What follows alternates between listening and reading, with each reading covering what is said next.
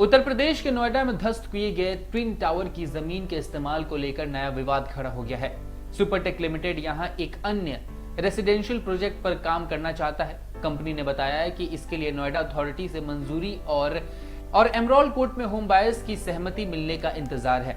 Supertech के अध्यक्ष और मैनेजिंग डायरेक्टर आर.के. अरोड़ा ने कहा है कि ट्विन टावर जो कि ऐसा कह सकते हैं कि नोएडा प्राधिकरण की ओर से आवंटित भूमि पर निर्मित सेक्टर 93A में एमरोल्ड कोर्ट प्रोजेक्ट का एक हिस्सा रहा है, उसके ऊपर बातचीत चल रही है। अरोड़ा ने कहा कि नोएडा अथॉरिटी की ओर से 2009 में 2 टावर समेत प्रोजेक्ट की बिल्डिंग प्लान को मंजूरी मिली थी, जो कि उस समय के नियमों के आधार पर थी। बिल्डिंग प्लान के हिसाब से ही काम हुआ और अथॉरिटी को पूरा पेमेंट करने के बाद बिल्डिंग का निर्माण किया गया। अब दोनों टावर गिर गए हैं और सुप्रीम कोर्ट के दिशा निर्देश के मुताबिक हमने इसके लिए एजेंसियों को 17.5 करोड़ रुपए चुका दिए हैं। 95% लोगों के लौटा दिए गए हैं। सुपरटेक के एमडी ने बताया कि ट्विन टावर में घर खरीदने वालों में 95% के पैसे लौटा दिए गए हैं।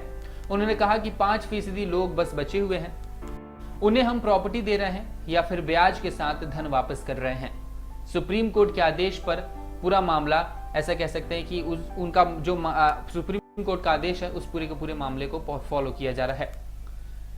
जमीन पर पार्क, खेल का मैदान बनाने की भी मांग हो रही है।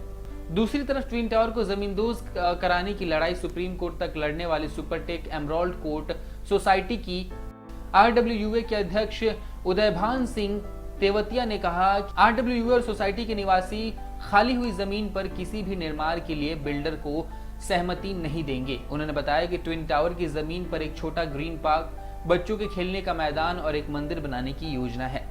इसके लिए जल्द ही बैठक पूरी होगी, सोसाइटी के निवासियों की सहमति ली जाएगी।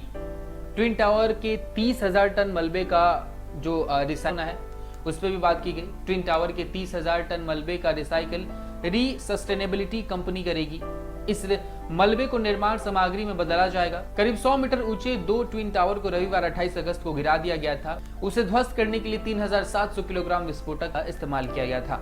कंपनी ने बुधवार को बयान में कहा कि वह नोएडा में ऐसा कह सकते हैं कि ढाए गए ट्विन टावर से उत्पन्न 30,000 टन मलबे का रिसाइकलिंग करेगी।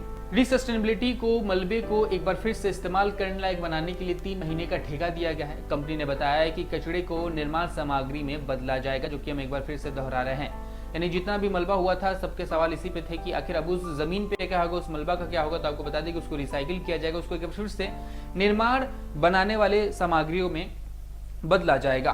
तो ये थी जानकारी ट्विन टावर से रिलेटेड कि आखिर अब उस जमीन का क्या होने वाला है। आपको क्या लगता है वहां पे क्या बनाना चाहिए? फिर से कोई बिल्डिंग या फिर पार्क, मंदिर या फिर बच्चों के खेलने के लिए प्लेग्राउंड? कमेंट में जरूर बताएं।